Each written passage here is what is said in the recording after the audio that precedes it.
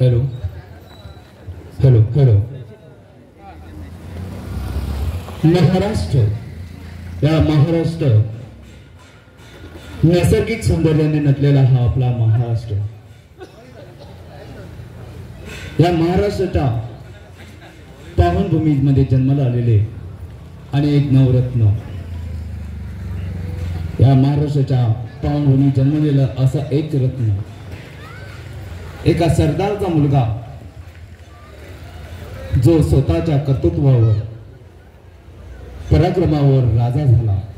फक्त राजाच झाला नाही तर छत्रपती झाला. या महाराष्ट्राचा पहिला छत्रपती झाला. त्या छत्रपती शिवाजी महाराज यांच्यावर व्याख्यान करण्यासाठी आज आपल्या या कार्यक्रमाला उपस्थित राहिलेले माननीय पुंडलिक सर पाटील, त्याचबरोबर शाहीर कांबळे यांना मी विनंती करेन की आपण या विचार मंचावर यायचं आहे.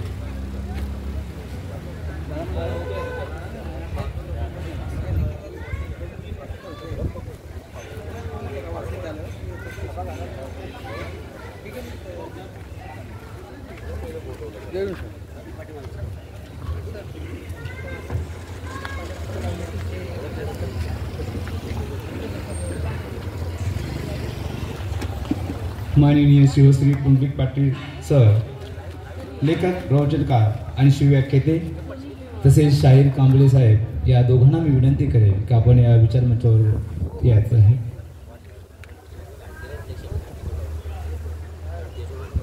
आमच्याबद्दल आम्हाला काय विचारता? आमच्याबद्दल आम्हाला काय विचारता? आमच्याबद्दल विचारायचं असेल तर विचारा सह्याद्रीच्या कड्या कपारीना. आमच्याबद्दल विचारायचं असेल तर विचारा सह्याद्रीच्या कड्या कपारांना, खणखणत्या तलवारीना, त्या उसळत्या अरबी सागराला, मराठी मनाला आणि पाणी पित असलेल्या शिवाजी दिसला की मागे सरकणाऱ्या त्या मुघलांच्या घोड्याला. असे हे दमदार वक्तव्य असलेलं छत्रपती शिवाजी महाराज या महाराष्ट्राचे आराध्य दैवत यांच्यावर आज व्याख्यानमाला, त्याचबरोबर शाहिरी जलसा देखील आपल्याकडे होणार आहे. आपण सर्वांनी शांततेने या कार्यक्रमाचा आस्वाद घ्यायचा आहे आणि या कलाकारांना चांगल्या प्रकारे प्रोत्साहन द्यायचे.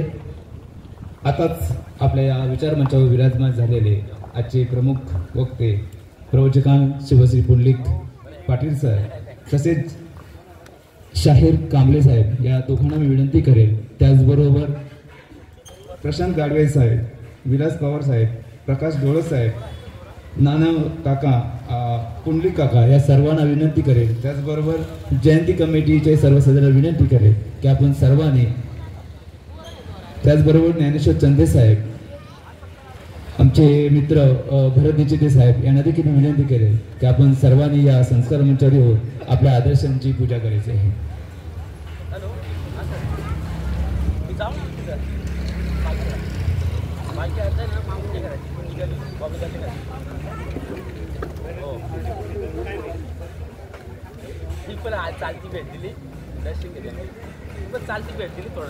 मी ज्या आता मान्यवरांची नाव घेतली त्या मान्यवरांना मी विनंती करतो, कृपया आपण संस्कार मंचावर यायचं आहे.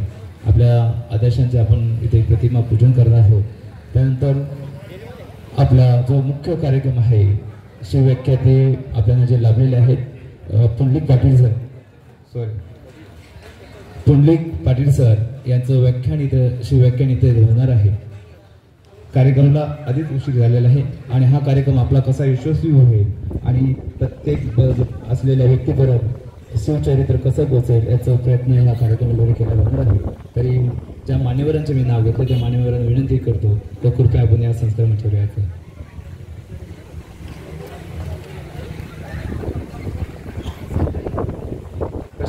परत मी नावे घेतो. प्रशांत गाडवे सर, विलास पवार साहेब, प्रकाश डोळे काका, ननावरे काका, पंडित काका आणि जयंतीचे सर्व सदस्य, या सर्वांना विनंती करेल की आपण कृपया या संस्कार मंचावर यायचं.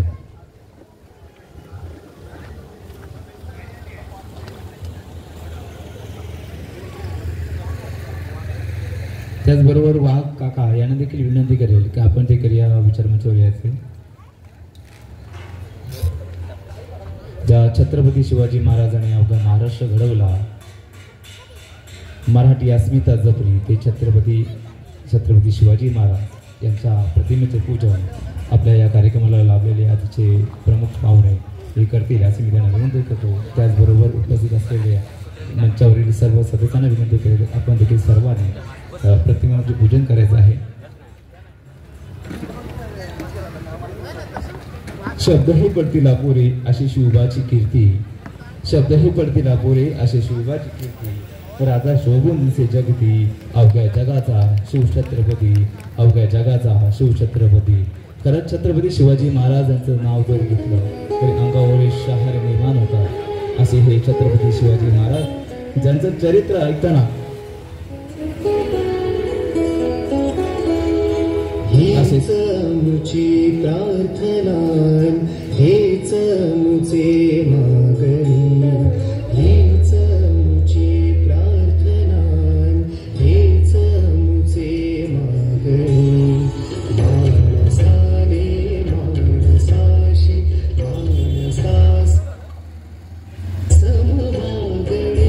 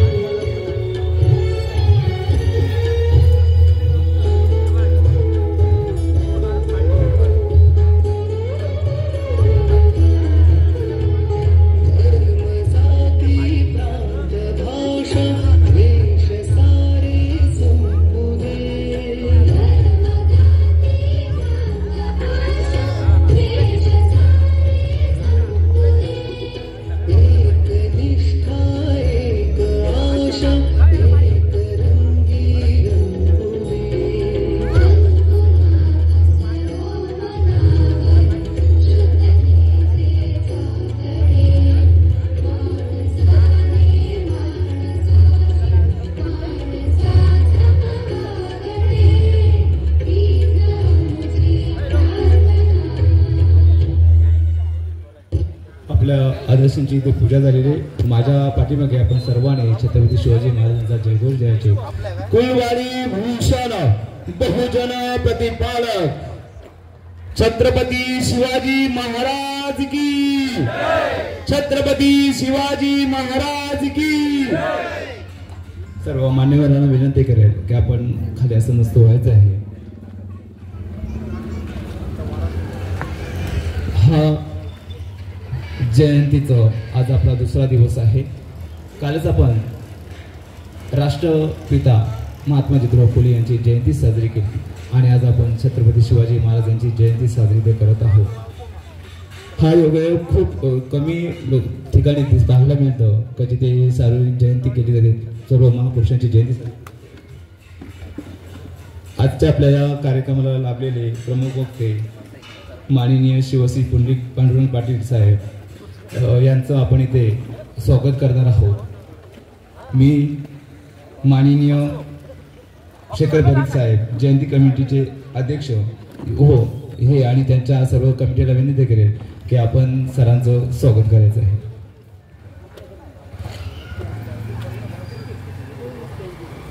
त्याचबरोबर उपस्थित मी एक सूचनाही करू इच्छितो का आपल्याला शिवव्याख्यात लाभलेले पुंडलिक पाटील सर यांचे बाजूलाच पुस्तक देखील बांधलेलं आहे स्वराज्याचे संभाजी. हे पुस्तक देखील जर आपण विकत घेतलं तर खूप बरं छान होईल, कारण संभाजी महाराजांचा इतिहास आतापर्यंत खूप प्रकारे चुकीचा सांगितला गेलेला आहे. मध्यंतरी छत्रपती संभाजींचा जो चित्रपट आला त्या चित्रपटानंतर खूप लोकांच्या भावना जागृत झाल्या का संभाजी महाराजांचा असा प्रकार मृत्यू झालं. कारण याआधी माहीत असावं पण वाचनात आलं नसेल, चित्रपटामुळे ते उघडकीस आलं आणि बरेच त्या चित्रपटामध्ये किती सत्य दाखवलं किती खोटं दाखवलं हे त्या चित्रपटामध्ये कशा पद्धतीने रंगवलं गेलं या सगळ्या गोष्टीचं वर्णन पुस्तकामध्ये आपल्याला वाचायला मिळेल. मी आपल्याला पुन्हा सर्वांना विनंती करेन की आपण त्या सर्वांनी ते पुस्तकाची एक एक प्रत नक्कीच घ्यावी.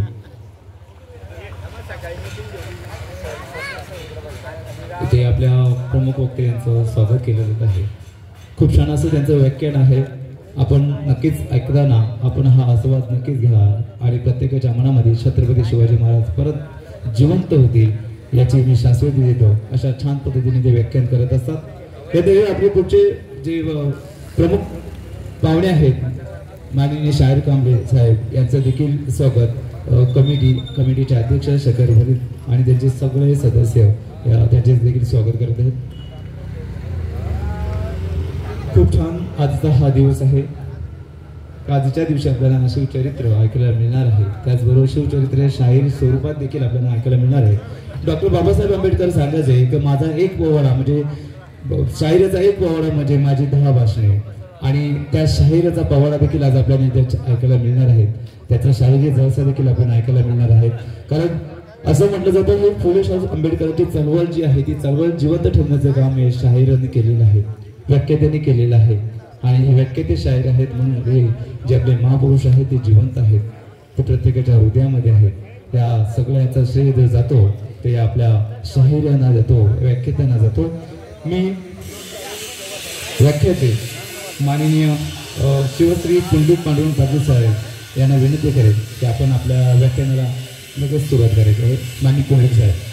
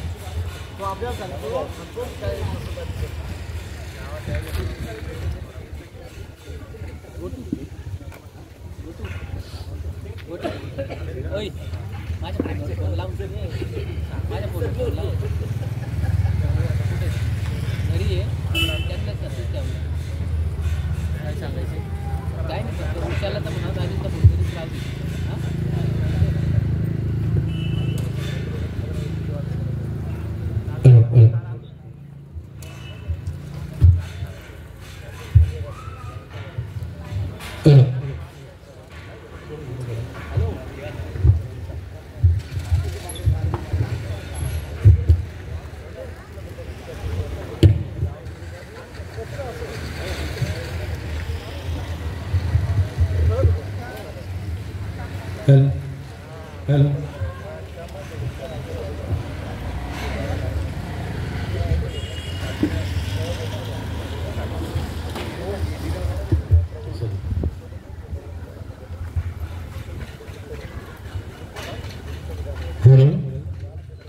आवाज बरोबर येतो.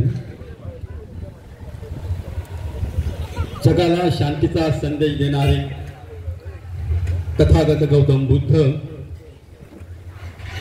याच तथागत गौतम बुद्धांच्या विचारांचा वारसा चालवणारे आणि ज्यांनी वारकरी धर्म स्थापन केला ते संत शिरोमणी नामदेव महाराज. याच नामदेव महाराजांच्या विचारांना ज्यांनी गुरु केलं, नामदेव केले स्वप्न माझी जागे, सवे पांडुरंग येऊन या, सांगितले काम करावे कवित्व, वाहुगे निमित्त बोलू नये, अशी अभंग रचना करून नामदेवांना ज्यांनी गुरु मानले ते छत्रपती शिवाजी महाराजांचे गुरु जगद्गुरु तुकोबाराय. आणि या तुकोबारायांच्या विचारांनी ज्यांनी बहुजनांचं हिंदवी स्वराज्य निर्माण केले ते छत्रपती शिवाजी महाराज, राजमाता, राष्ट्रमाता आई जिजाऊ, स्वराज्य संकल्पक शहाजीराजे भोसले, प्राच्य विद्या पंडित, एकही लढाई न हरणारे स्वराज्य रक्षक छत्रपती संभाजी महाराज, ज्यांनी आम्हाला विद्येचा महामंत्र दिला. विद्येविना मती गेली, मतीविना नीती गेली, नीतीविना गती गेली, गतीविना वित्त गेले, वित्तविना शूद्र खचले. एवढे अनर्थ एका अविद्येने केले. ही अविद्या आमच्या वाट्याला का आली, त्याच्यावर उपाय का? तर विद्या आम्हाला मिळाली पाहिजे, म्हणजे शिक्षण आम्हाला मिळालं पाहिजे. हा विद्येचा महामंत्र ज्यांनी आम्हाला दिला ते महात्मा ज्योतिबा फुले. जगातील, या भारतातील पहिली शिक्षिका, पहिल्या मुख्याध्यापिका, ज्यांनी स्त्री शिक्षणाचा पाया घातला त्या सावित्रीबाई फुले. त्याचबरोबर ज्यांनी आपल्या राज्यामध्ये सक्तीचं आणि मोफत शिक्षण दिलं ते राजर्षी शाहू महाराज.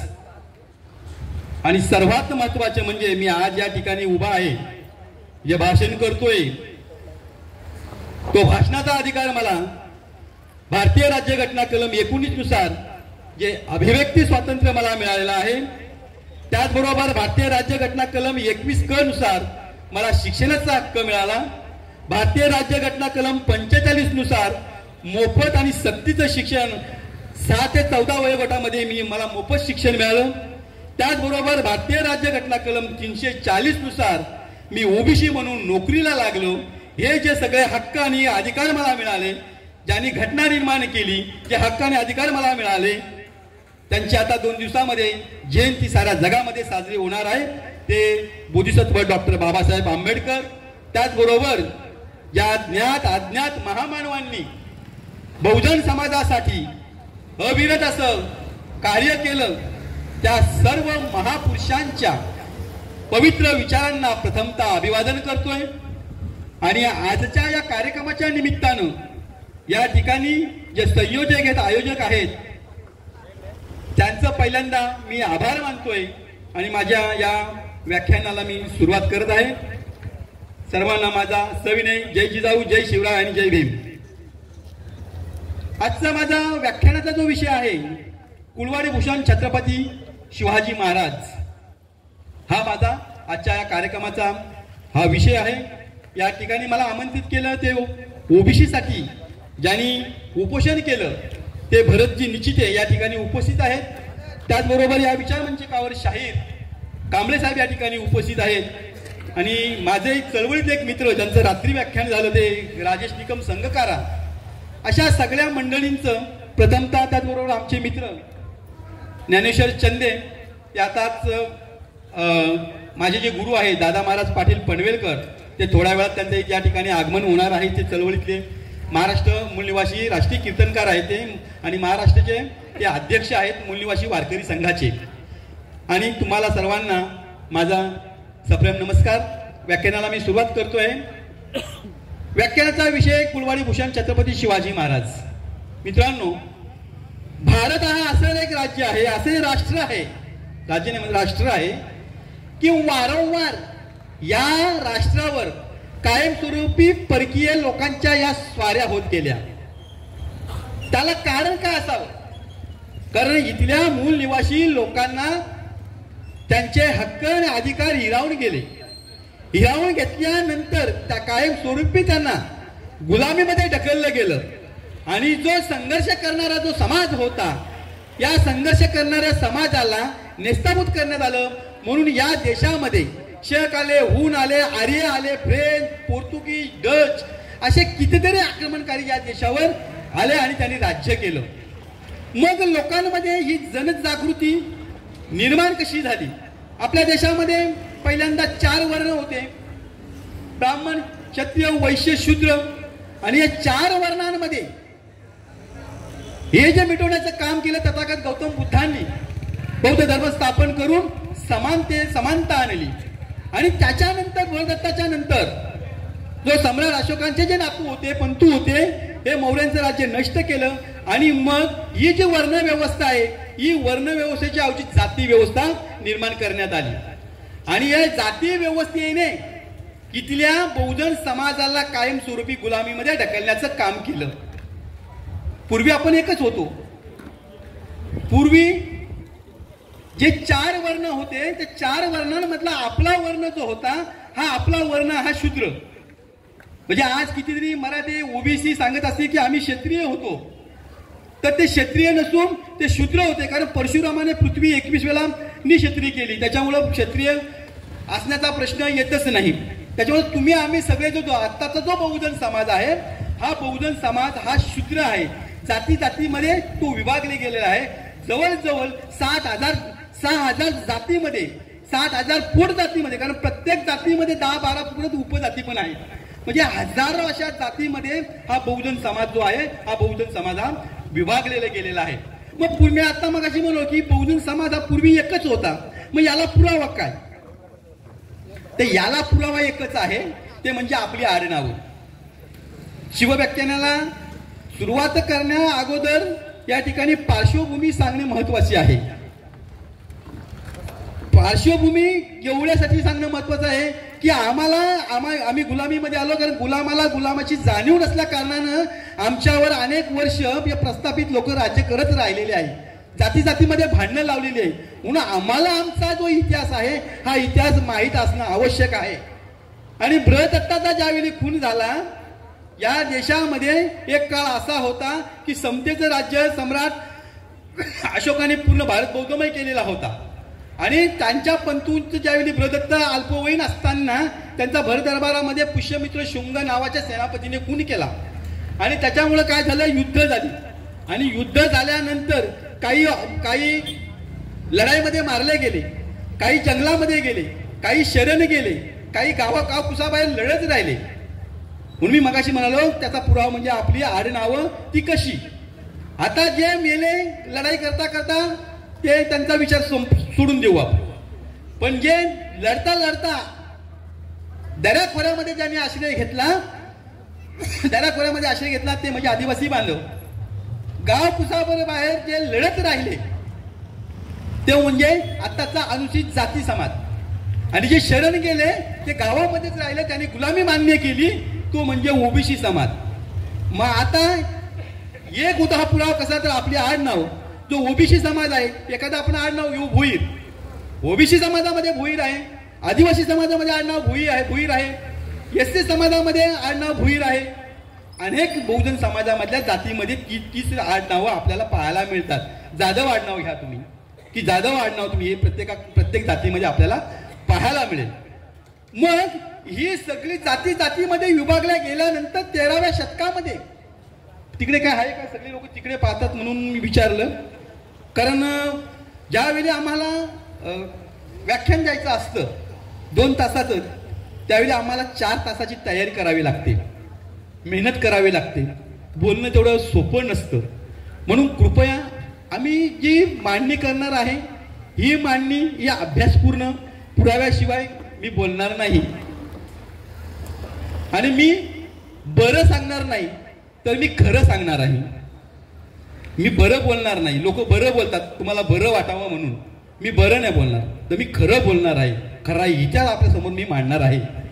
आणि मग हा जाती जातीमध्ये विभागलेला जो समाज आहे हा 13व्या शतकामध्ये नामदेव महाराजांनी वारकरी धर्माच्या नावाने एकत्रित केला. ज्यावेळी आपल्याला शिक्षणाचा बघा बऱ्याच जणांना असं वाटत असेल इथे आणि वारकरी धर्माचा काय संबंध, कारण आमचा इतिहास जो हा वेगळ्या पद्धतीने लिहिला गेला. ज्यावेळी शिक्षणाचा हक्क आम्हाला नाकारला त्यावेळी 13व्या शतकामध्ये नामदेवाने एक ललकारी दिली, नाचू कीर्तनाच्या रंगी ज्ञानदीप लावू जगी. ज्ञानदीप लावू जगी म्हणजे याचा अर्थ काय, शिक्षणाचा प्रचार आणि प्रसार त्यांनी केला. आणि त्याच नामदेवांचा हा जो वारसा तुकोबांनी चालवला. आणि तुकोबांनी सांगितलं त्यावेळी आम्हाला की शिक्षणाचा प्रचार आणि प्रसार कसा केला. तुकोबांना देखील शिक्षणाचा हक्क नाकारला होता. गोकावया अक्षरामध्ये नाही अधिकार, म्हणजे मला अक्षर गोकावण्याचा अधिकार नाही. हे इथल्या व्यवस्थेने ते नाकारलं. म्हणून तुकोबांनी एक वैचारिक क्रांती केली आणि हिंदवी स्वराज्य म्हणजे जे बहुजनांचं राज्य आहे ते छत्रपती शिवाजी महाराजांच्या रूपानं आपल्याला पाहायला मिळालं. पण त्याची पार्श्वभूमी अशी की त्या काळामध्ये आपल्या महाराष्ट्राच्या शिव जन्माच्या अगोदर महाराष्ट्रामध्ये 5 शाया राज्य करत होत्या. आताच या ठिकाणी आमचे मार्गदर्शक ज्यांच्या विचारांना आम्ही घडलो ते मूळ निवासी वारकरी संघाचे महाराष्ट्राचे अध्यक्ष आमचे मार्गदर्शक गुरुवर्य दादा महाराज पाटील या ठिकाणी उपस्थित आहेत. कृपया महाराजांना विनंती आहे की आपण या विचारपीठावर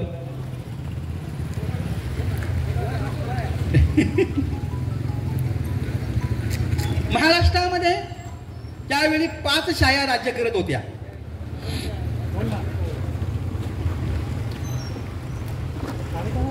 चालू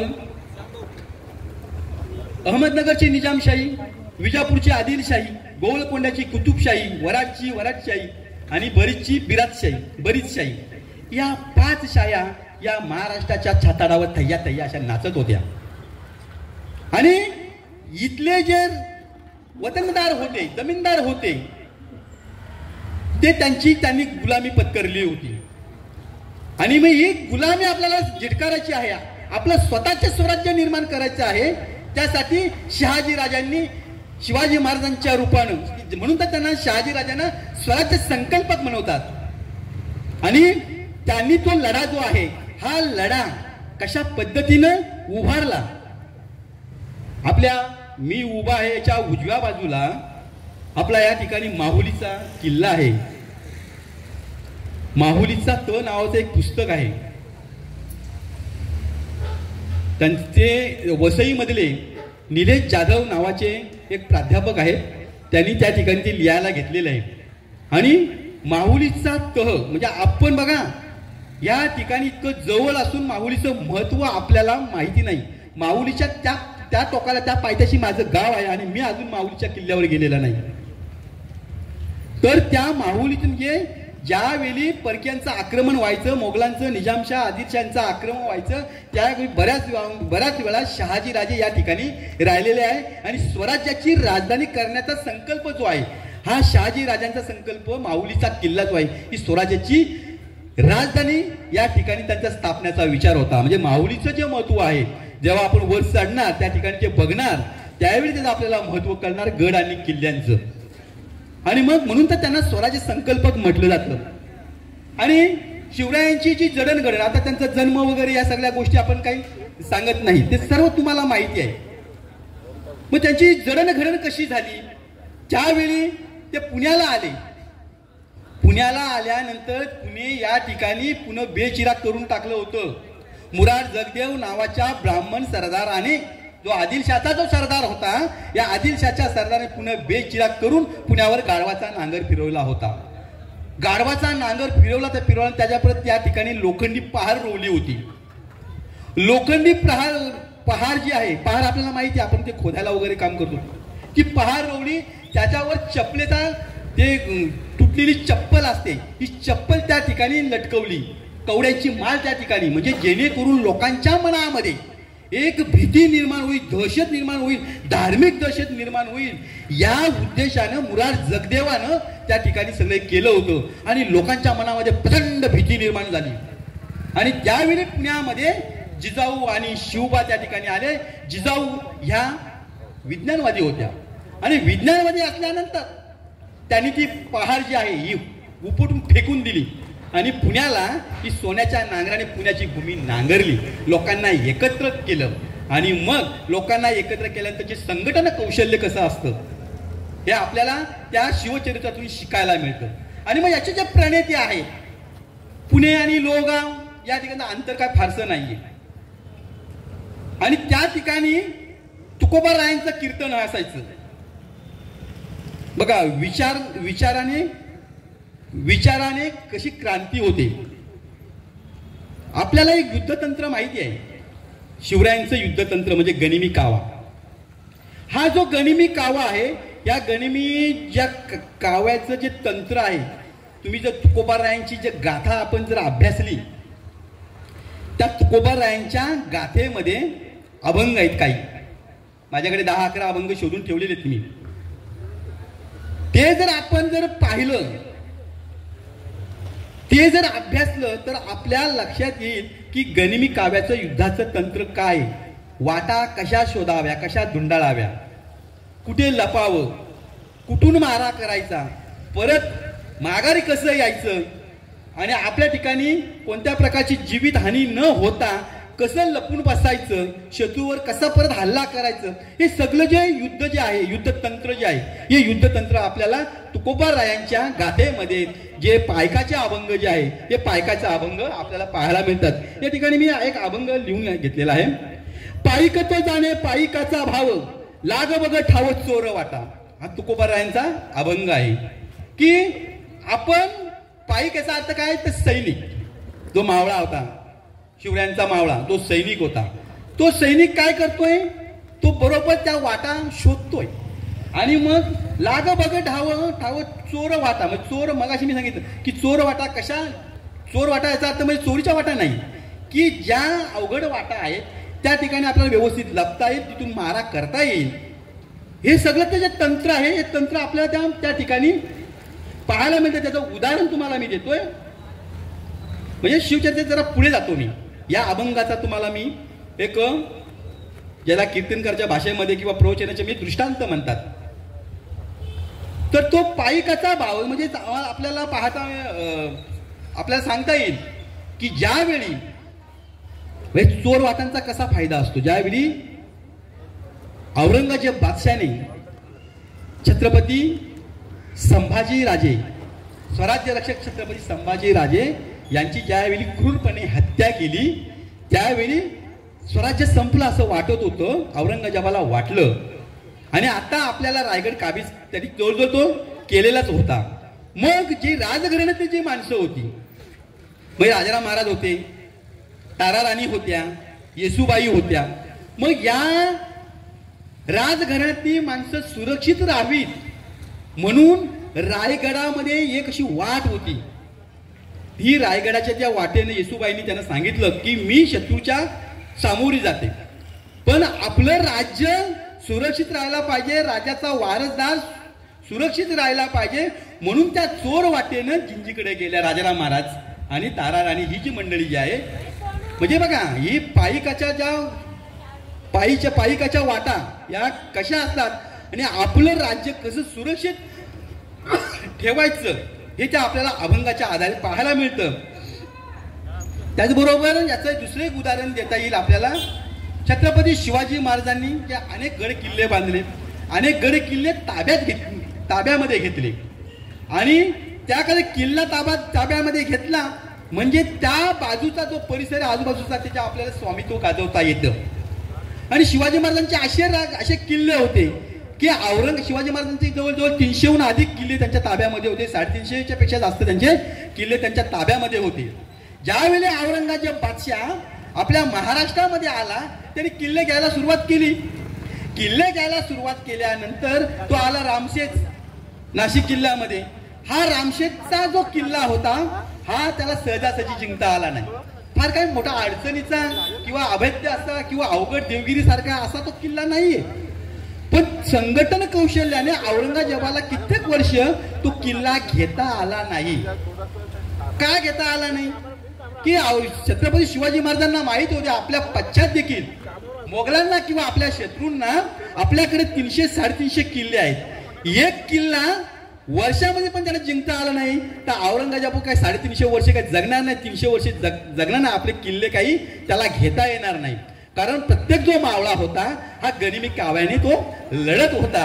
हे गनिमी काव्याचं तंत्र आपल्याला गाथेमध्ये 11 अभंग जर आपल्याला जर पाहायला मिळाले, अभ्यासाला मिळाले, तर अवश्य आपण वाचायला पाहिजे. त्यांच्यावर उल्हास पाटील जे संगमनेर येथे या ठिकाणी राहतात, त्यांनी त्यांच्यावर एक सेपरेट असे एक पुस्तक काढलेत, आणि त्या पुस्तकाला मार्गदर्शन ज्यांनी केलं ते दादा महाराज पाटील या ठिकाणी उपस्थित आहेत. म्हणजे आपल्याला जो पायिकाचे जे अभंग आहेत ते दुसरा मी त्याच्यामध्ये सांगतोय. आपण राखुनी ठकावे आणि घ्यावे सकलिक हरून या, म्हणजे वेळ प्रसंगी माघार पण घेतली पाहिजे. सुरतेची लढाई जी आहे, सुरतेची लढाई बघा, शिवाजी महाराजांनी कित्येक वेळा माघार घेतली. कारण काय, प्रत्येक माणूस जो आहे, प्रत्येक मावळा जो आहे, हा मावळा हा आपल्या एक एक हत्तीच्या तोला मोलाचा किंवा ते रत्न आहे, त्यांची हानी होता कामा नाही. जर मावळे राहिले तरच आपलं स्वराज्य टिकेल. कोणत्याही म्हणजे मनुष्यहानी होता कामा नये म्हणून किती शिवाजी महाराज सजग असायचे. सुरतेची लुटीचा या अभंगाच्या आधारे आपल्याला सुरतेच्या लुटाची आपल्याला माहिती घेता येईल की जी सुरतेची प्रसंगी त्यांनी माघार घेतली. त्या ठिकाणी ज्या ठिकाणी एवढा मोठा सावकार होता, अख्खी सुरत त्याची होती, ती शिवाजी महाराजांनी ती सुरतेला बेसुरत करून टाकली. तो एवढा पैसेवाला सावकार होता की प्रत्यक्ष तो औरंगजेबाला कर्ज द्यायचा. तुम्ही विचार करायची गोष्ट आहे, किती श्रीमंत माणूस असेल. शेवटी तो आजारी झाला, अंतरुणाला खेळला आणि त्याच्यामध्ये धसका घेऊन तो मेला. ही सुरतेची लूट. ही लूट केली म्हणजे ती काय स्वतःसाठी लूट केली नाही, या ठिकाणी इथल्या स्वराज्याला मदत व्हावी या उद्देशाने ती लूट केली. बघा आमचे जे शब्द कसे, आमच्या लोकांच्या बाबतीमध्ये संभाजीराजांचा वध झाला म्हणून असं हत्या केली. वध कोणाचा होतो, तो वाईट माणसाचा होतो. गांधीजींची हत्या झाली, पण काय वापरतात, गांधी वध हा शब्द वापरतात. वध कोणाचा केला जातो, म्हणजे ही शब्द कसे वापरले जातात या, म्हणून तर महात्मा फुले यांना कलम कसाही म्हणतात. म्हणजे अशा पद्धतीचे हे लोक शब्द वापर करतात. आणि मग ही सुरत बेसुरत करून टाकली, तो मेला. आजही या ठिकाणी महाराष्ट्रामध्ये या त्या सुरतेच्या राज्यामधल्या लोकांचं अतिक्रमण आपल्या या महाराष्ट्रावर होत आहे. परवा तर त्यांनी मोर्चा काढला की आम्ही मराठी बोलणार नाही. इथे ज्यावेळी कामरा नावाचा एक कॉमेडीवन ज्यावेळी एखाद्याबद्दल बोलतो, आंदोलन होतं, आणि ज्यावेळी इथला महाराष्ट्रामध्ये गेट ऑफ इंडियाला काही लोक इकडे बाहेरचे गुजरातमधले लोक येतात, आम्ही मराठी बोलणार नाही, त्यांच्यावर जरा सुद्धा कारवाई केली जात नाही. म्हणजे आम्ही कोणाचे मांडलिक झालो तर गुजरातांचे मांडलिक झालेला. मी कोणत्या राज्याच्या विरोधामध्ये नाही. ज्याने भोजन चळवळीमध्ये काम करतो, भारत हा एक संघ आम्हाला हवा आहे, एक संघ आम्हाला भारत हवा आहे. पण जातीमध्ये जो द्वेष पेरला जातो हा कुठेतरी थांबला पाहिजे.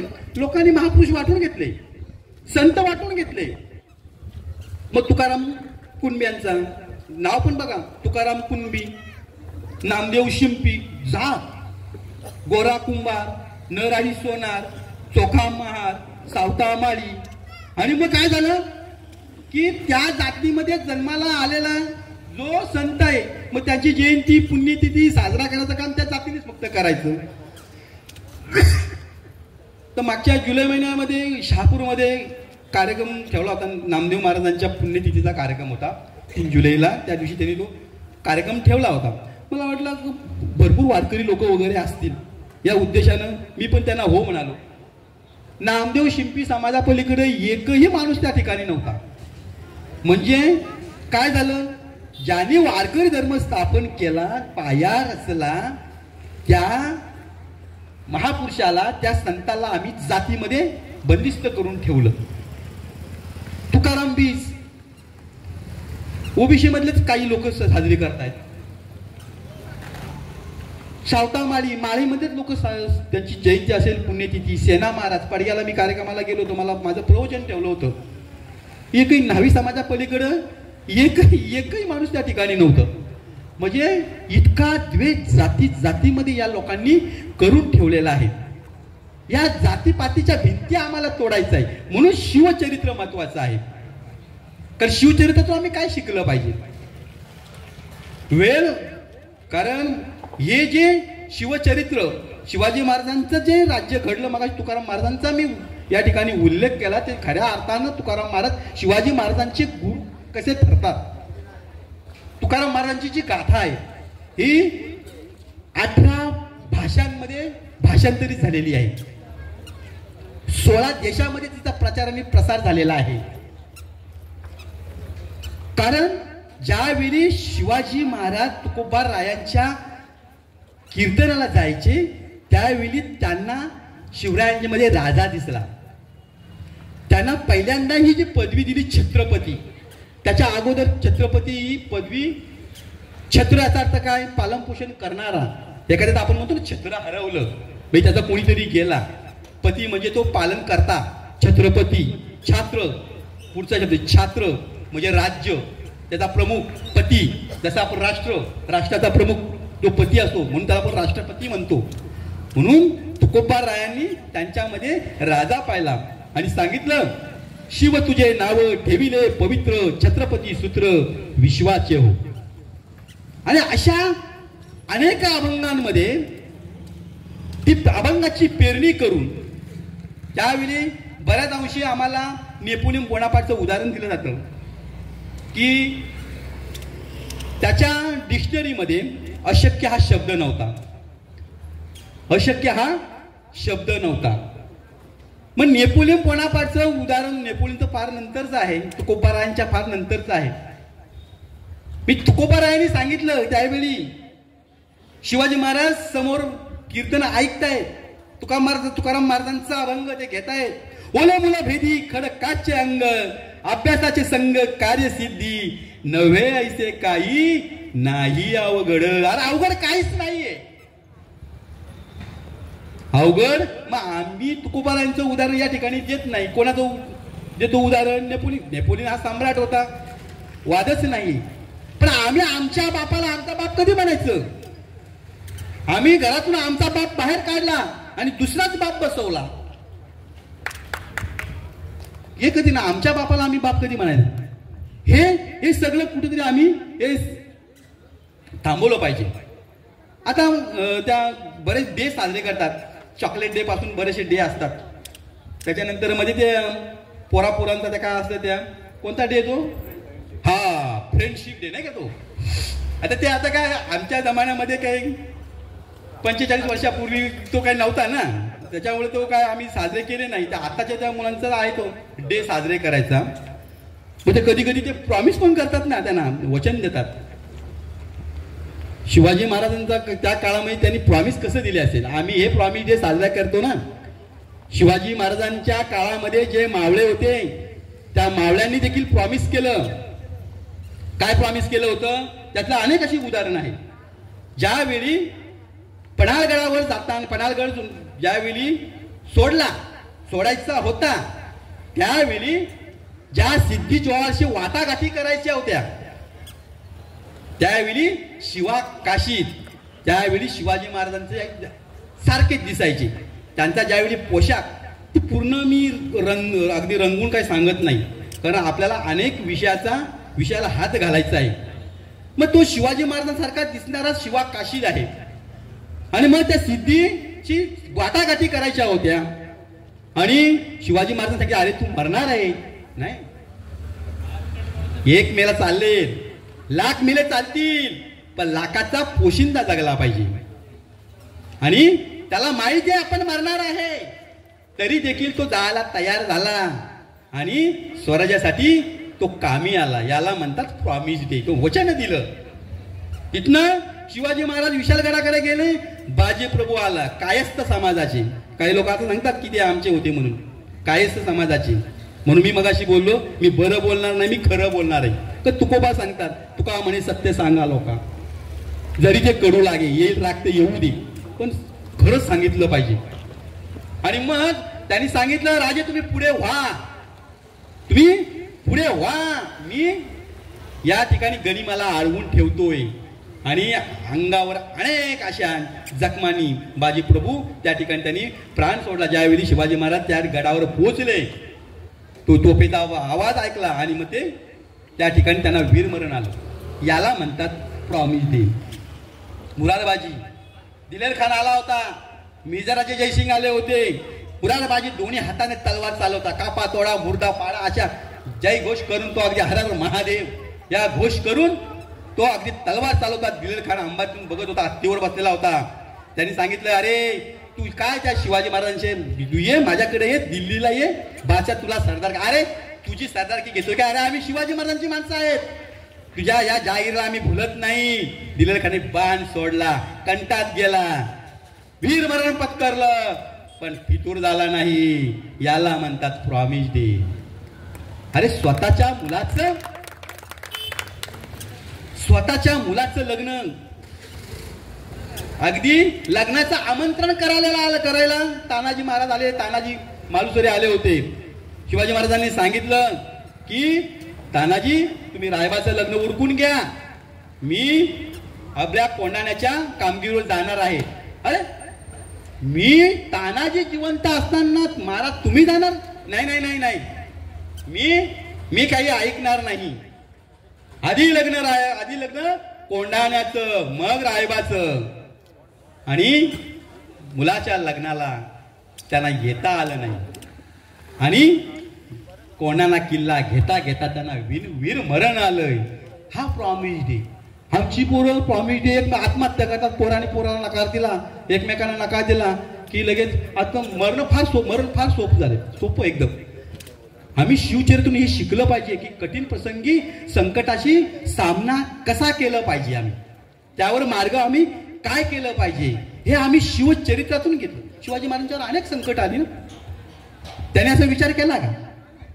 त्याने असा विचार केला नाही की मी आता कसं एवढ्या 5 शाया आहे, आदिलशाही, निजामशाह, कुतुबशाह, इमादशाह, बरीचशाह, कसं होती तिकडनं मोगल पण यायचे. एवढे आक्रमणकारी असताना छोटीशी आपल्या वडिलांची जहागिरी, पुणे सुपे चाकण एवढी छोटीशी, या छोट्याशा जहागिरी सांभाळून या बलाढ्य शत्रूंशी शिवाजी महाराज लढत होते. हे कमी संकट होती ती. आणि आपल्याला थोडंसं काही खटकलं की आमच्या डोक्यामध्ये आत्महत्येचा विचार करतो. मग शिवचरित्रातून आम्ही काय शिकलं? तर शिवचरित्रातून आम्ही काही मी मुद्दे तुम्हाला सांगणार आहे, मध्ये मध्ये मी प्रश्न पण विचारणार आहे. नाव घेऊन नाही, फक्त तुम्हाला विचारणार आहे पब्लिक मध्ये. मी प्रश्न काही विचारणार आहे कारण ते फार महत्वाचं आहे, ते नंतरच्या भागामध्ये येईल. तर शिवचरित्रातून आम्ही महत्वाचं हे शिकणार आहोत ते म्हणजे स्त्री सुरक्षितता. याचं उदाहरण तुकोबारायांचा एक अभंग, तो कसा निर्माण झाला की शिवाजी महाराजांची जी गुरु जगद्गुरु तुकोबाराय यांचं चारित्र्य हनन करण्यासाठी तिच्या एका महिलेला त्या ठिकाणी पाठवलं. चारित्र्य हनन करण्यासाठी एखादी समजा बाई असे वेगळ्या वळणाची असेल तर तिच्या सोबत एखादा सज्जन माणूस दिसला तर तो माणसाला ते अप्सरा तंत्र पूर्वीच्या काळामध्ये वापरायचे, ते तंत्र त्या ह्या लोकांनी वापरण्याचा प्रयत्न केला. पण तुकोबारायांनी तिला आईचा दर्जा दिला. जाई ओ माय, माय. आम्ही विष्णुदास तसे नाही, तिला आईचा दर्जा दिला. हे आम्ही शिवाजी महाराजांचे गुरु तुकोबाराय याच्यातून शिकलो पाहिजे. मग शिवाजी महाराजांनी काय केलं की जी कल्याणच्या सुभेदारची सून होती त्या सुनीला देखील, कारण स्त्री ही आपल्या देव्हाऱ्यातली देवता आहे, स्त्री सुरक्षित असली पाहिजे. त्या कल्याणच्या सुभेदाराच्या सुनीला देखील आता वयाने कितीतरी लहान होती तरी देखील तिला काय केलं, आईचा दर्जा दिला की, आणि तिच्या साडी चोळीची व्यवस्था केली. हे आम्ही स्त्री सुरक्षितता शिकलं पाहिजे. राजाचा पाटील ज्याने, हा गुजर पाटील आहे का, हा गुजर पाटील म्हणजे तुम्ही सांगाल का कुणबी होता की मराठा होता, का गुजर पाटील होता. या गुजर पाटलांनी एका स्त्रीवर अत्याचार केला. हा गुन्हा वारंवार घडू नये म्हणून त्याचा चौरंगा केला. का? आपल्या राज्यातील स्त्री ही सुरक्षित राहिली पाहिजे. हे आम्ही शिवचरित्रातून शिकलं पाहिजे. आणि आज आमच्या महाराष्ट्रामध्ये काय चाललेलं आहे, राज्याच्या गृहमंत्रीचं लक्ष आहे की नाही माहिती नाही का, आमच्या दररोजच काही ना काही घटना घडतात, महिलांच्यावर अत्याचार होतात. त्याचं कुठेही गवगवा किंवा कुठे बातम्या कुठल्या येतात. औरंगजेबाची कबर खोदलीच पाहिजे, ती फेकलीच पाहिजे. परवा वासिंदला कीर्तनकार महाराज आले होते, अभंग घेतला होता, एकमेका सहाय्य करू अवघे धरू सुपंत. ते एकमेका सहाय्य करायचं काहीच नाही. आपला हिंदू धर्म खतऱ्यामध्ये आहे, धोक्यामध्ये आहे. प्रत्येकाने 4-4, 5-5 पोरं जन्माला घातली पाहिजे. त्यांची संख्या वाढत चाललेला आहे. तुम्ही अल्पसंख्याक व्हा. आणि द्वेष शिकवला. कीर्तन संपल्यानंतर महाराजांच्या जोडीला मी गेलो. म्हटलं बघूया जेवाची सोय होते का. ते गेलो. ज्याच्याकडे जेवाची सोय होती ते माझ्या ओळखीचे होते. मी चालवतो. म्हटलं येतो महाराज. नाही नाही तुम्ही पण या ना. मी आयती वाटत बघत होतो. गेलो तिथे आणि मग महाराजांना मग विषय घेता घेता त्यांना मी विचारलं, महाराज मग आता तुमचं वय जवळजवळ आता 48-50च्या आसपास आहे. हां हो. मुलंवाला काय करतात. अहो एकच मुलगा आहे माझा. मी ते 40 लाख रुपये भरले आणि रशियाला पाठवला मेडिकल MBBSला. आणि हा महाराज काय सांगतोय लोकांच्या पोरांना की तुम्ही 4-4, 5-5 पोरं जन्माला घाला. धर्मासाठी कोणी लढायचं. याचा पोरगा कुठे MBBSला पैसे बरं याची सुपारी ती मी विचारली नाही. म्हणजे 40 लाख भरून रशियाला MBBSला त्याचा पोरगा पाठवतो. आणि आमच्या पोरांना काय सांगतायत की ते आपले शत्रू आहेत. ते काय केलं पाहिजे, त्यांना कापलंच पाहिजे, मारलंच पाहिजे. आमच्या पोरांच्यावर केशी होणार आणि मग यांचं करिअर, आमच्या पोरांचं करिअर उद्ध्वस्त होणार. म्हणजे बघा ह्या अशा पद्धतीचं आम्हाला हे शिवचरित्रातून शिकायचं नाही. आम्हाला शेतकऱ्याचा राजा जो आहे हा शिवाजी राजा, हा शेतकऱ्यांचा राजा. बघा का त्याला जगाचा पोशिंदा का म्हटलं जातं की शेतकऱ्याच्या भाजीच्या देठालाही हात लावायचा नाही, त्याचा हात कलम केलं जाईल. आणि एकही आत्महत्या शिवाजी महाराजांच्या काळामध्ये झालेली नाही. हे आम्ही त्या या शिवचरित्रातून आम्ही हे घेतलं पाहिजे. आणि दुसरं म्हणजे जातीभेद निर्मूलन. 18 पगड जातीचं संघटन छत्रपती शिवाजी महाराजांनी केलं. मी फक्त शिवाजी महाराज सांगणार आहे कारण विषयाला धरूनच मी विषयांतर करणार नाही. जातीभेद निर्मूलन शिवाजी महाराजांनी SC समाजामधला म्हणजे पूर्वीचा जो महार समाज होता, या महार समाजामधल्या एका माणसाला पोलीस पाटील केलं आहे की नाही. हे जात निर्मूलन जे आहे हे 18 पगड जाती करून त्या एका महाराला त्यांनी पाटील देखील केलं. जातीभेद आणि त्यांच्या अनेक अशा वेगवेगळ्या जातीतली त्यांच्या सोयी संबंध. तो नेताजी पालकर होता, तो मुसलमान झाला होता, त्याला धर्मामध्ये घेतलं, परत धर्मामध्ये घेतलं. आता घेतात का? आता नाही घेतलं. एकाने एक मुसलमान सांगतो आम्ही पूर्वीचे, त्याचा आडनाव गोरे आहे, पडगाव बोरली मधला तो मुसलमान होता, त्याचा आडनाव गोरे. त्याला विचारलं का गोरे कसा काय? तो आमचे पूर्वज हिंदू होते म्हणून आमची आडनाव तीच राहिली. मग गोरे, कुंगळे, दळवी, अधिकारी, नाचर ही अशी आडनावं त्यांची आहेत. मग तो गोरे मला म्हणायला त्याचा बाप शेतकरी कामगार पक्षाचा कार्यकर्ता बिलाल गोरे, त्याचं नाव काय बिलाल गोरे, शेतकरी कामगार पक्षाचा कार्यकर्ता आणि अतिशय वयस्कर. तर त्यांनी मला विचारलं आम्ही मूळचे हिंदू आहोत, तर मग समजा आम्ही आता जर हिंदू धर्म स्वीकारला तर मग आम्हाला कशामध्ये टाकतील? आता मी काय धर्माचा ठेकेदार घेतलं? मी धर्माचा ठेकेदार नाही. त्या धर्माच्या ठेकेदाराला तुम्ही विचारायला पाहिजे. तो अधिकारी एक होता, तो मूळचे आम्ही ब्राह्मण आहेत. मग तुम्ही ब्राह्मण व्हा ना. बघा तुम्हाला होत असेल धर्माचे जर ठेकेदार जे तुम्हाला जर करत असतील तर काय नाही तुम्ही या. म्हणजे कसं आहे मोठा जे धर्मामध्ये दुसऱ्या धर्मामध्ये पूर्वीच्या काळामध्ये गेलेले काही कारणामुळे गेलेले ते या धर्मामध्ये येण्यासाठी काही लोक उत्सुक असतील. समजा मला वाटलं मी शिवधर्म स्वीकारावा असं मला वाटतं ना, तर मग मी शिवधर्म म्हणजे माझी जात वगैरे सगळं गेली ना. भविष्यामध्ये माझ्या मुलाला तर मला परत त्याला हिंदू धर्मामध्ये घ्यायचं आहे तर मग तो कोणत्या कशामध्ये जाईल? मग हा मोठा प्रश्न आहे. म्हणून जे दुसऱ्या धर्मामध्ये गेली त्यांना परत तो धर्म स्वीकारायला अशा पद्धतीच्या सगळ्या बंद्या होत्या. नामदेव महाराजांचा फार मोठा उपकार आहे. ज्यावेळी परकीयाचं आक्रमण झालं राजा रामदेव राय त्या काळामध्ये, ज्यावेळी अल्लाउद्दीन खिलजी वगैरे आला, अनेक लोक स्वेच्छेनं काही जबरदस्तीनं मुसलमान झाले, काही स्वेच्छेने तिथे त्या ठिकाणी जायला तयार झाले. त्यावेळी नामदेव महाराजांनी त्यांना सांगितलं की तुम्ही त्या ठिकाणी जाऊ नका, इथलं दुःख तुमचं कोणी ऐकत नाही ना. तिथे पण तो धर्माचा ठेकेदार आहे ना, तो पण ठार बहिरा आहे. तुम्ही किती पण किंकाला मारून सांगितलं ना तुमचा आवाज त्या ठिकाणी जाणार नाहीये. म्हणून ते वारकरी धर्म स्थापन केला. समतेचं जो संघटन जे आहे हे नामदेव महाराजांनी आपल्याला त्या काळामध्ये 13व्या शतकामध्ये दिलेलं आहे.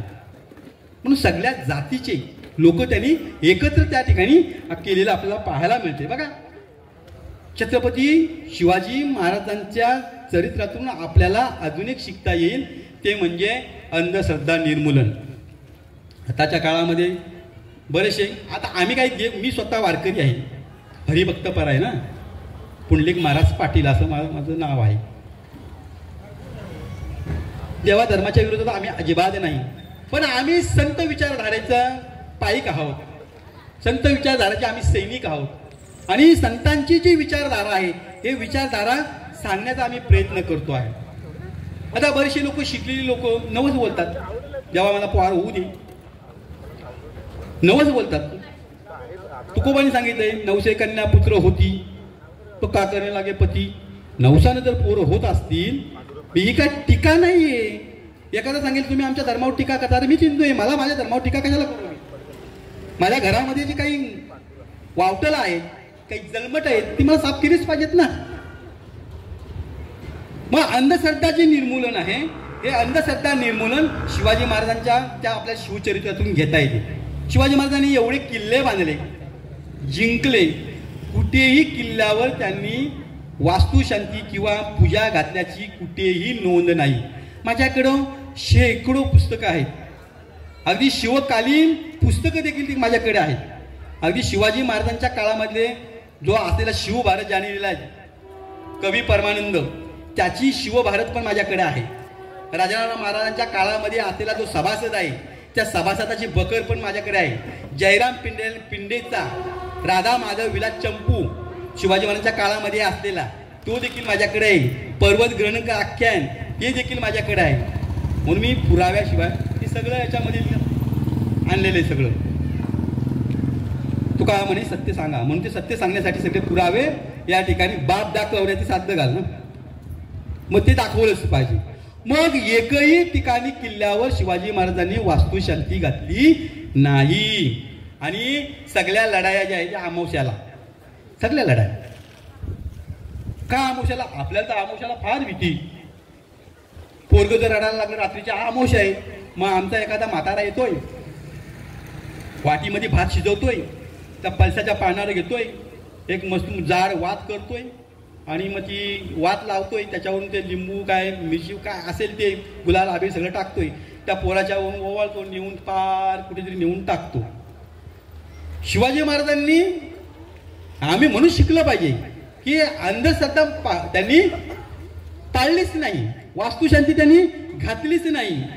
अमावस्याला सगळ्या लढाया जिंकल्या. आणि आमच्याकडे अमावस्याला पोर जन्माला आला तर, मग अमावस्याला जर पोर जन्माला आला तर बापाचा चेहरा जो आहे ना, बापाच्या चेहऱ्यापेक्षा शेजारचे पाजाचे नाता गोत्यातले त्यांची थोबाड पहिली वाकडी होतात. तुम्हाला सांगतो, माझ्या घरामध्ये अमावस्याला जन्मलेले 4 माणसं आहेत, त्यातला स्वतः मी ज्येष्ठ अमावस्याला जन्माला आलेला. त्याच्यानंतर माझी बायको ही मार्गशीर्ष अमावस्याला जन्माला आलेली. तिसरं माझा मोठा मुलगा तो दिवाळी अमावस्याला जन्माला आला. आणि कसर होती तर माझा दुसरा मुलगा पण गटारे अमावस्याला जन्माला आला. या काय म्हणायचं, मग आता आमच्या घराण्यानी काही काय आम्हाला सगळ्याला ओवाळून टाकून द्यायचे का? बरं, त्याच्यामध्ये काय फरक पडला का? कोणताही विधी केला नाही. आम्ही सत्यशोधकवाले, आमच्या घराण्याला शेतकरी कामगार पक्षाची पार्श्वभूमी, त्याच्यामुळे आम्ही कर्मकांड ह्या गोष्टी सगळ्या केल्याच नाही. मग अमावस्याला जन्माला आल्यानंतर मी काही कर्मकांड केलं नाही. दोन्ही पोरं व्यवस्थित चांगल्या त्यांच्या कामाधंद्याला आहेत. एक IT इंजिनियर आहे, इन्फोसिस सारख्या भारतामधील नंबर 1च्या कंपनीमध्ये कामाला आहे. आणि छोटा हा डॉक्टर आहे. बाई गृहिणी असली तरी वाचक आहे. आणि त्या ठिकाणी या ठिकाणी संत रविदासांचं पुस्तक आहे. संत रविदासांचं जे पुस्तक आहे हे पुस्तक तिने लिहिलेलं आहे. त्याच्यानंतर दुसरं पुस्तक हे माझं आहे. ते आता त्या पुस्तकाकडे माझं लक्ष गेलं, ते सांगणं गरजेचं आहे की स्वराज्य रक्षक छत्रपती संभाजी महाराज हे जे पुस्तक आहे, या पुस्तकाला मला संशोधन करायला आणि 216 पानांचं पुस्तक लिहायला मला 10 वर्षे लागलेली आहेत.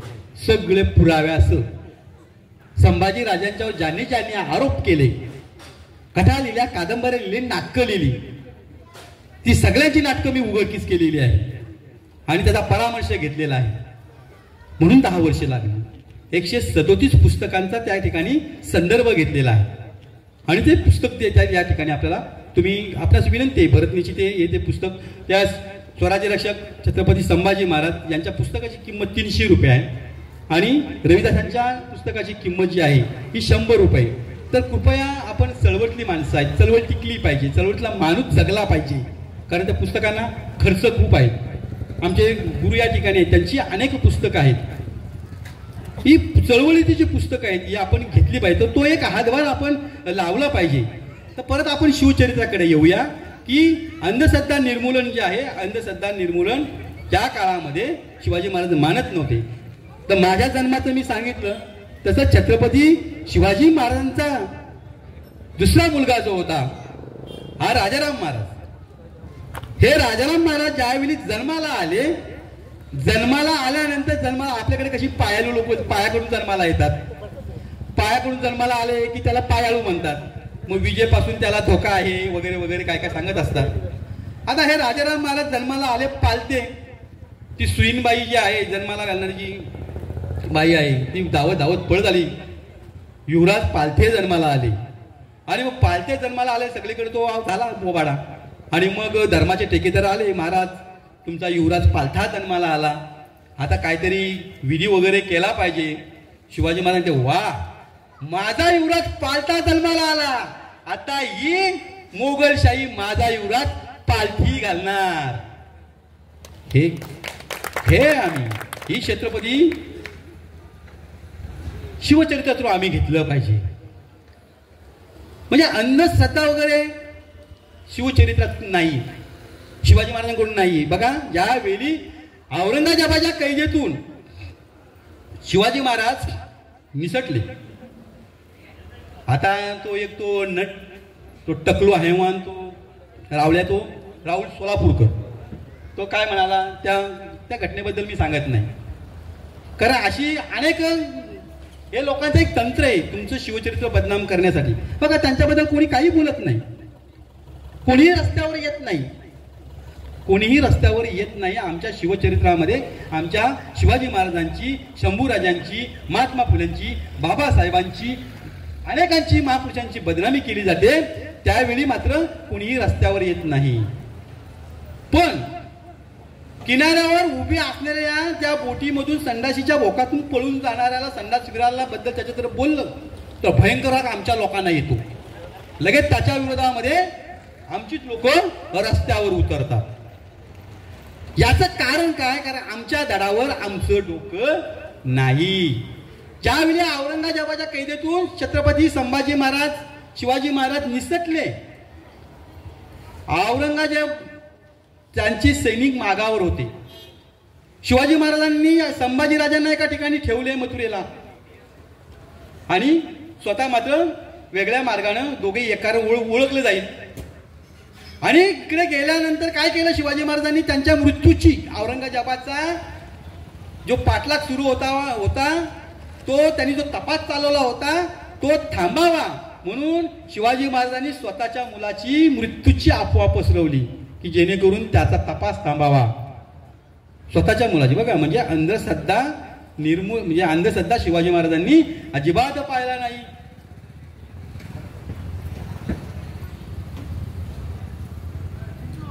कार्यक्रम उशिरा सुरू झाला, 7:30 ते 8:30 असं माझं होतं. असू द्या, पण मला याच्यात निम्मे पण सांगता येणार नाही. मग 9 वाजलेले आहेत ना काय. हा, शिवाजी महाराजांनी कोणताही मूर्त पाहिला नाही. आम्ही मात्र सगळे मूर्त आता पाहत असतो. मुहूर्ताचा वेळ मूर्खांना शोभते, आयुष्य असते पंचांग, पंचांगांच्या नादी लागतो अडाणी. कोण लागते पंचांगाच्या मागे, मुहूर्ताच्या मागे कोण लागतो? जे अडाणी लोक आहेत. आम्हाला सांगतो ही दिशा दक्षिण आहे, दक्षिण दिशेला घराचा दरवाजा नसावा कारण ती यमाची दिशा आहे. तुकोबाराय सांगतात तुका म्हणे हरीच्या दासा शुभ काळा अवघ्या दिशा, सगळ्या दिशा सारख्या आहेत, चांगल्या आहेत. म्हणजे हे आम्ही शिवचरित्रातून घेतलं पाहिजे. शिवचरित्रातून अजून काय शिकलं पाहिजे? मनोबल उंचावणे. मनोबल उंचावणे. शाहिस्ता खान औरंगजेबाचा मामा डायरेक्ट लाल मालामध्ये आला, 75,000 सैनिक घेऊन घरातच घुसला. मग आता आपल्याकडं आपल्या घराच्या भोवती आहे आपल्या शत्रू पक्षींचा गिरट्या घात असेल तर आपण हातपाय लटलट लटलट कापावं लागतं. 75,000 सैनिक घेऊन लाल मालामध्ये शाहिस्ते खानात तळ ठोकून बसला होता, पण शिवाजी महाराज हारले नाही. मनोबल उंचावणी त्याला म्हणतात. आलेल्या संकटाला आम्ही सामोरं गेलं पाहिजे. अफजल खान हुंकार आतंकवादी, पोलादी पार असा वाकवायचा, एवढा मोठा तो क्रूर असलेला सरदार विजापूरचा आदिलशाहचा सरदार प्रत्यक्ष त्याला भेटीला गेले आणि त्याचा कोथळा काढला. हे कशामुळं? का त्यांनी तयारी केली होती. मनोबल त्यांचं म्हणजे मनोबल उंचावणे हे आम्ही त्याच्यातून शिकलं पाहिजे. आणि सर्वात महत्वाचं म्हणजे शिवचरित्रातून महत्वाचं घेणं ते म्हणजे आई वडिलांचं स्वप्न पूर्ण करणे. ही स्वराज्याची जी संकल्पना होती ही कोणी मांडली? शहाजीराजांनी मांडली, जिजाऊंनी मांडली. हे त्यांचं स्वप्न होतं हिंदवी स्वराज्य. इथलं आपलं स्वतःचं जे स्वराज्य आहे हे स्वतःचे स्वराज्य आपलं असलं पाहिजे ही संकल्पना जी मांडली आई जिजाऊ आणि शहाजीराजांनी, ते प्रत्यक्षामध्ये अंमलामध्ये आणलं. आई वडिलांचं जे स्वप्न आहे हे स्वप्न पूर्ण केलं. हे आम्हाला शिवचरित्रातून घेतलं पाहिजे. आणि कशातून? शून्यातून. शून्यातूनच निर्माण केलं. काय होतं? वडिलांची जागिरी फक्त होती. अनेकांनी भीती घातली. दादू कोंडदेव जो आदिलशाहचा सरदार होता, किल्लेदार होता, कोंढाण्याचा सुभेदार होता, त्यांनी भीती घातली की तुम्ही करता हे योग्य नाहीये. शिवाजी महाराजांनी ऐकलं नाही, कोणाला घेतला का? फक्त पुणे सुपे चाकण थोडीशीच फक्त जागिरी होती. हे स्वराज्य कशातून निर्माण केलं? तर शून्यातून निर्माण त्यांनी हे स्वराज्य केलं. म्हणजे असे असताना देखील, एवढं सगळं असताना देखील शिवाजी महाराज मात्र त्यांच्या मृत्यूच्या पश्चात, संभाजीराजाच्या हत्येनंतर, राजाराम महाराज 1707 मध्ये गेले, त्याच्यानंतर तारा राणी गेल्यानंतर 24 वर्ष औरंगजेब मराठ्यांची जी राणी ऐकत नव्हती, शेवटी औरंगजेब इथेच गेला, इथेच गाडला गेला त्याला. एवढा पराक्रम करून सुद्धा शिवाजी महाराज 18व्या शतकामध्ये माहितीच नव्हते कोणाला. म्हणजे विस्मृतीमध्ये गेले. ज्यावेळी महात्मा फुल्यांचा उदय झाला, महात्मा फुले शिकले, त्या काळामध्ये टाइम्स ऑफ इंडिया नावाचं इंग्रजी पेपर ते वाचायचे आणि त्याच्यामध्ये एक बातमी आली. ती बातमी त्यांनी वाचली. ती रायगडावर त्यांची समाधी आहे म्हणून. महात्मा फुले गेले, रायगडावर गेले, ती समाधी शोधण्यात त्यांना अख्खा दिवस गेला. कुठे आहे? एवढं किर्र असं जंगल, त्या ठिकाणी दाट जंगल वाढलेलं होतं.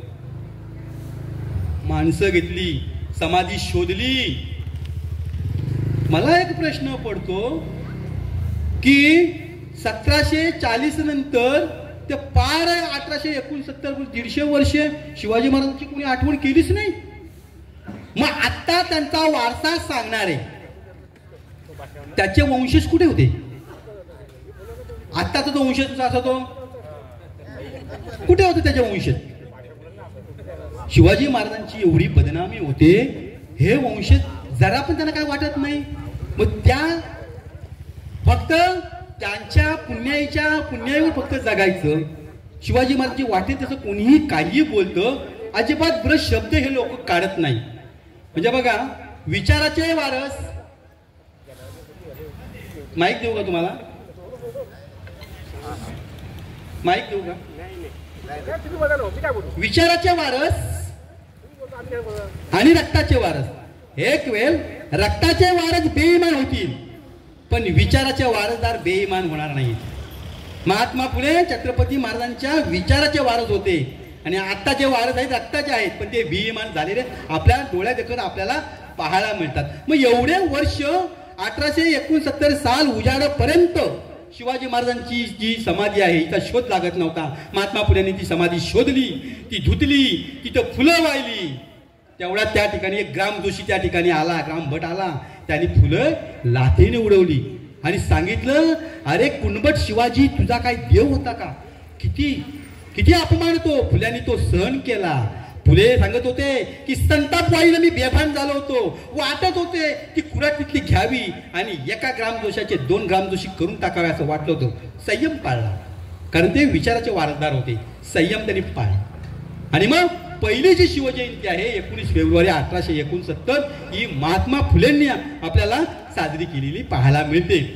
मग बरेचसे लोक आता 3 जयंत्या साजऱ्या करायला लागल्या. ती अक्षय तृतीयाला पण, माघ फाल्गुन तृतीयाला पण आणि 19 फेब्रुवारी. बघा तुम्ही तुमचा वाढदिवस करता का तिथीप्रमाणे? कोणीच करत नाही. ज्या दिवशी जन्माला आलो त्याच दिवशी आपण करतोय की नाही? म्हणजे जगाच्या कल्याणानुसार आपण चाललं पाहिजे. शिवाजी महाराज जर जगामध्ये पोचवायचे असतील तर त्यांची जी